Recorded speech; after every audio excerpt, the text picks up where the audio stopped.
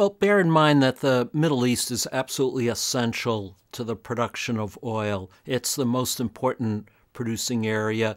It supplies about a third of the world's oil supply, more if you include North Africa, about 40% altogether. But it will be even more important in the future. According to projections from the U.S. Department of Energy and the International Energy Agency, the Middle Eastern area will supply an ever-growing share of world oil, and we need to produce more oil each year to satisfy rising world demand from China, India, and the other growing economies of the world. And only the Middle East has that capacity with sufficient investment to satisfy this rising world demand. Now, the reason why I think that we will not see adequate oil supplies in the future is because I think whatever the outcome of the protests in the Middle East, whether there'll be new regimes or the old regimes, in some cases, Saudi Arabia will stay in power, is I don't see the investment taking place in these countries to boost oil production sufficiently to meet future demand. I think whether there's a new regime in power and is going to use its money for domestic public works and the like to spur domestic economic growth, or you have the existing regimes like in Saudi Arabia, they're going to do the same thing. The motive is going to be to generate employment, to generate domestic industries, not to invest in oil production for export to the rest of the world. So I just don't see that we're going to have the growth in oil output that will be necessary to sustain the oil age another decade or two. The common factor in all of these protests is the vast numbers of young people, especially young men, young people who are unemployed, who have no future, who are bitter, deeply bitter because they're highly educated, they're well connected into the world, but they see no future for themselves in their existing political, social, economic system in their country, whatever it is, whatever the nature of the regime, they see no future. And so they have rebelled against the status quo. And the only way you're going to have any domestic peace in any of these societies is to create a new social, political, economic order that generates opportunities for the young people in these societies, that creates jobs, desirable jobs for them. That means lots of new investment in domestic industries. And that's what I think is the common denominator in all of these protests. Well, a U.S. policy in the Middle East has had the same common objective for decades, and that is to maintain in place authoritarian governments that are dedicated to pumping more oil year after year, pumping more oil into export markets, because we rely on an ever-increasing pool of exportable oil from the Middle East, and we want stable authoritarian regimes that ensure the steady increase and the outflow of oil. So the U.S. has supported governments, whatever their political or religious orientation, that share that outlook, not only in the oil-producing countries, but also in places like Egypt that are crucial to the political stability of the entire region.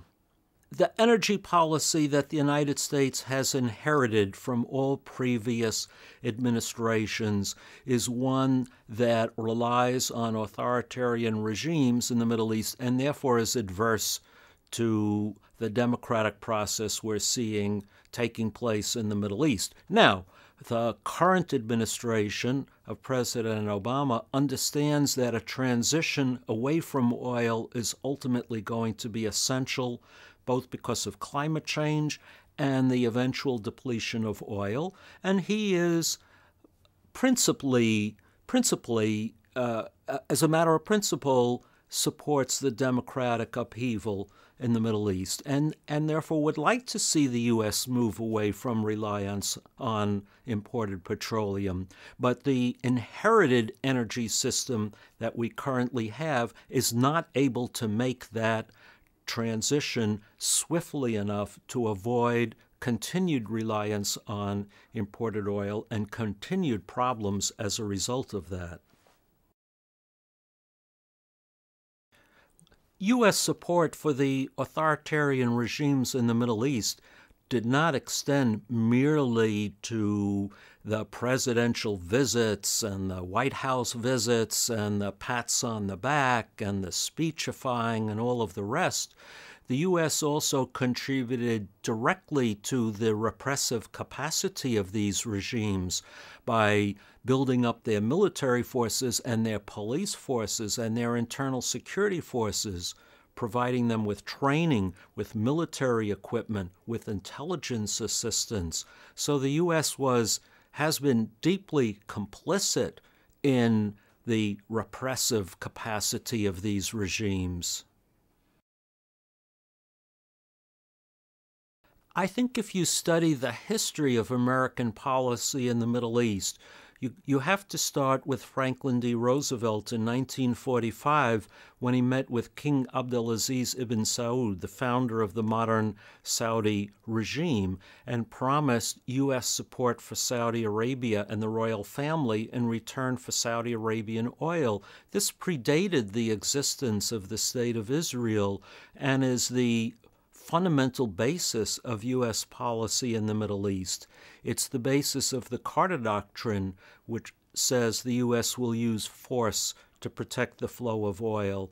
That led to the creation of the Central Command, the military force that's active in the area. It led to U.S. intervention in 3 wars in the Middle East. So I would say that oil has always been the dominant force in shaping American foreign policy in this region.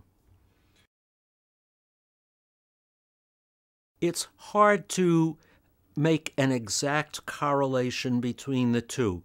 There are many people in the United States, not just Jewish people, but many other people who feel an affinity for Israel, who feel that the U.S. has an obligation to support Israel. So that's a strong factor.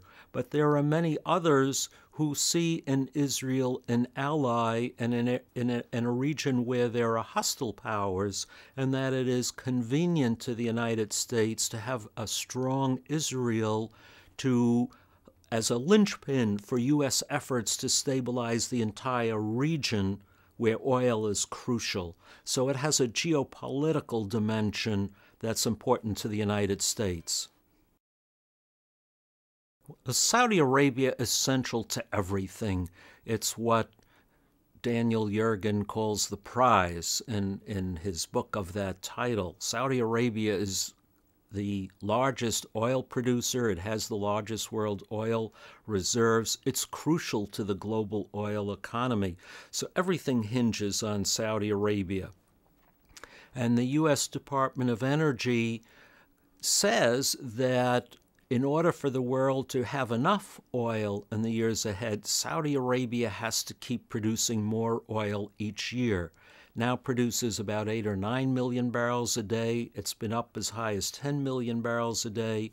But the DOE says that Saudi Arabia has to reach 15 million barrels a day in 2035 to meet world requirements.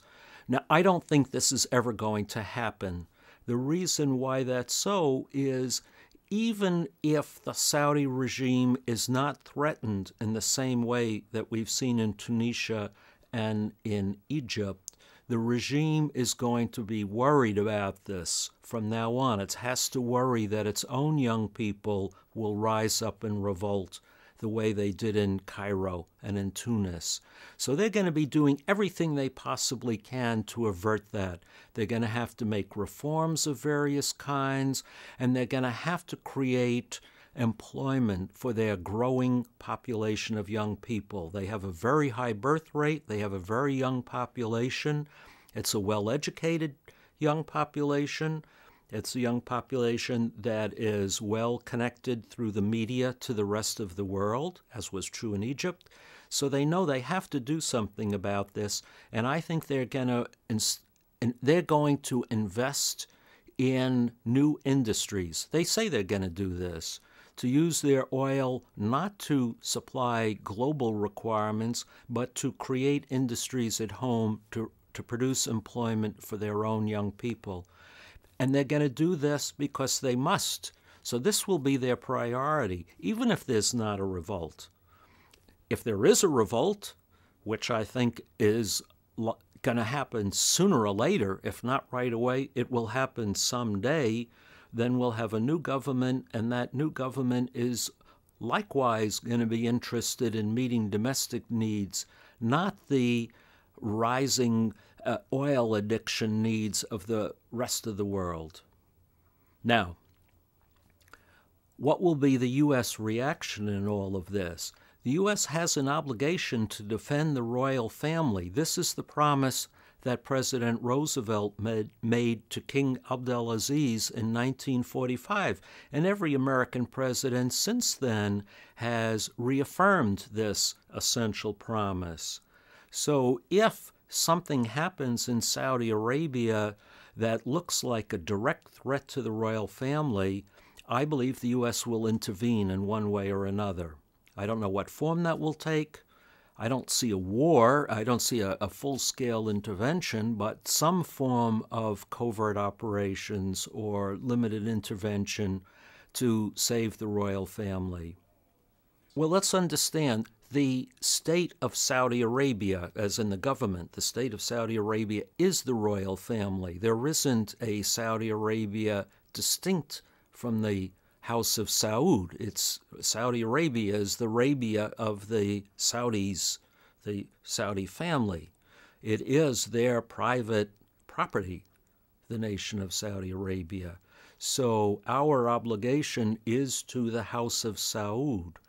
And this was made very clear by President Reagan in 1981 after the upheaval which overthrew the Shah of Iran, another U.S. ally, in which President Carter stood by and didn't interfere when the Shah was overthrown. President Reagan asked whether he would let that happen in Saudi Arabia, and his words were, "We will not allow Saudi Arabia to be another Iran. We will not let that happen." I can't say what will happen in Iran.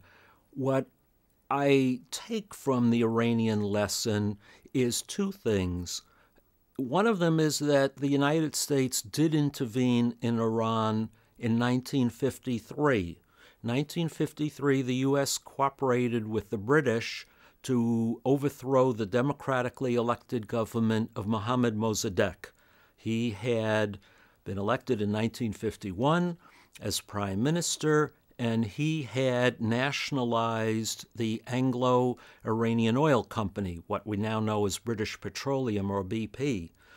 And because of that, the British and the Americans conspired together to overthrow him and to put in place the Shah of Iran, who was another one of these autocratic, dictatorial tyrants who ruled until 1979, when he was overthrown.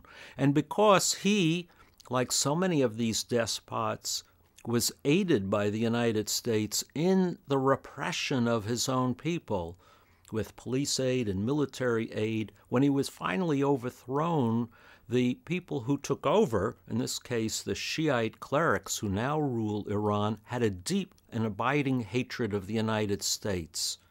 It's because of their own experience in the prisons and the torture cells, seeing "Made in USA" on the uniforms and the weapons with which they were attacked, that they hate the United States so much.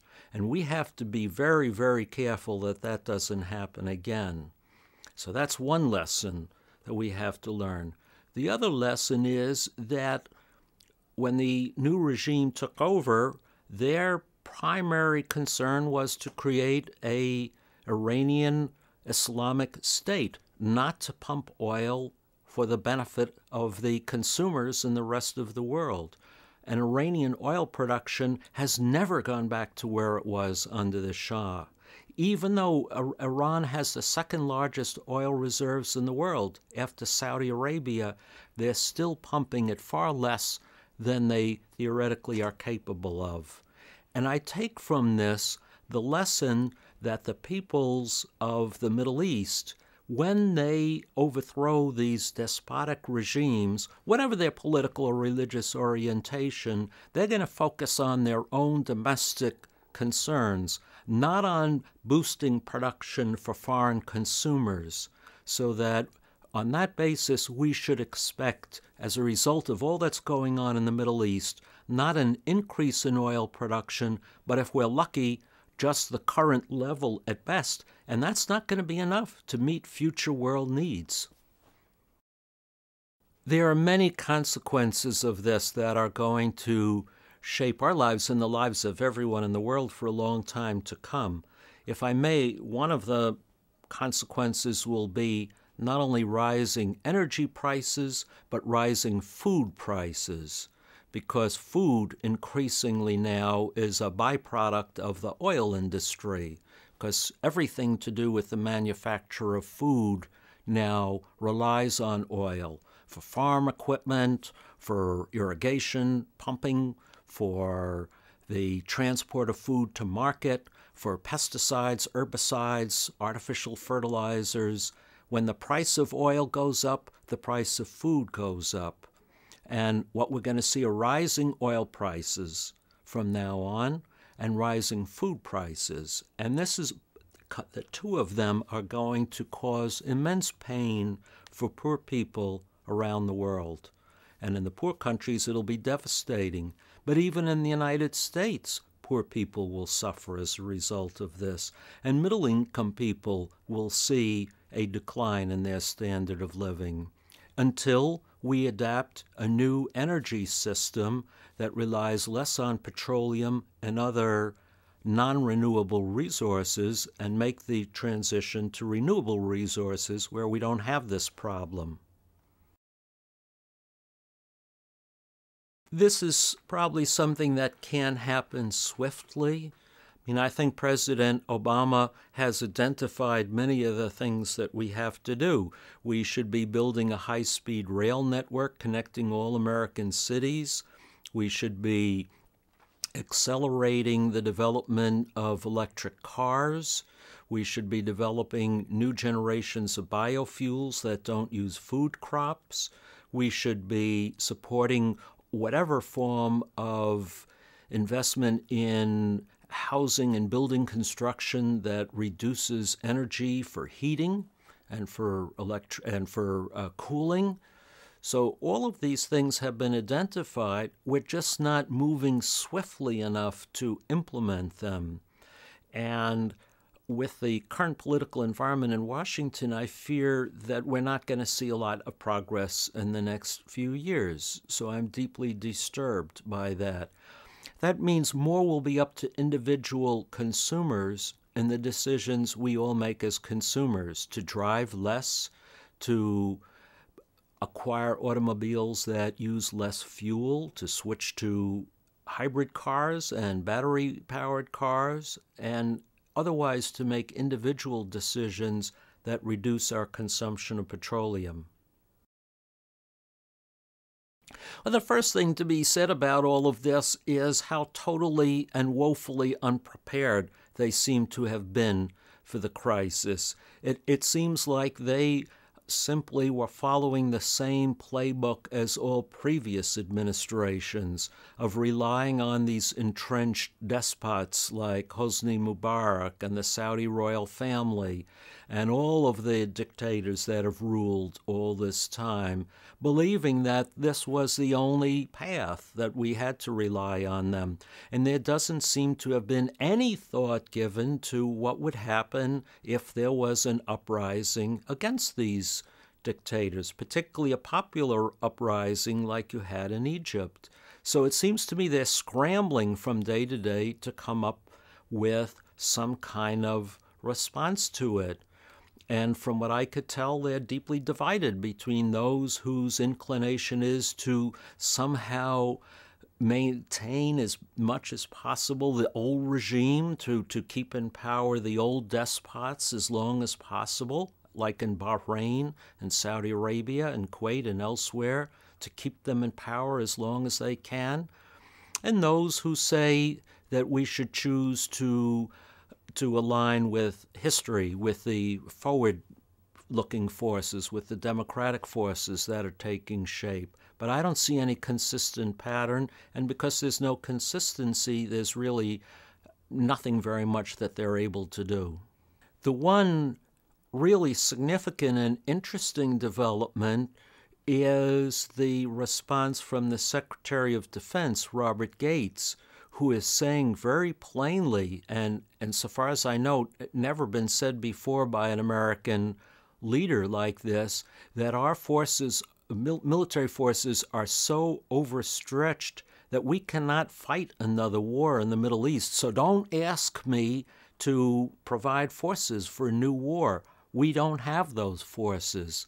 This shows how deeply, how powerfully destructive the wars in Iraq and Afghanistan have been on America's military capabilities. They have so worn down the fighting capacity, especially of the ground forces, the Army and the Marine Corps, that the Secretary of Defense is saying, don't call me up and say we need troops to fight another war like this in the Middle East. I don't have them. That's a really stunning development. I believe that when all is over, and we're far from seeing the end of the current tumult in the Middle East, I think it has a long way to go before we could say things have blown over. A lot more that we don't know yet what's going to happen. But I think when it's all over, American power in the way that we've understood it will be eroded in the Middle East, because these popular forces are going to want to operate independently, autonomously.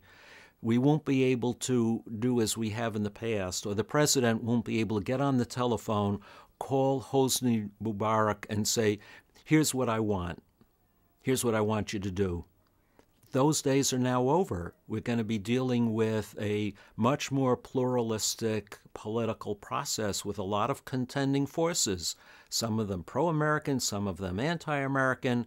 But whatever it is, you won't have the kind of hierarchical, tight-knit arrangement that the U.S. has managed to rely on for decades. Those days are now gone forever.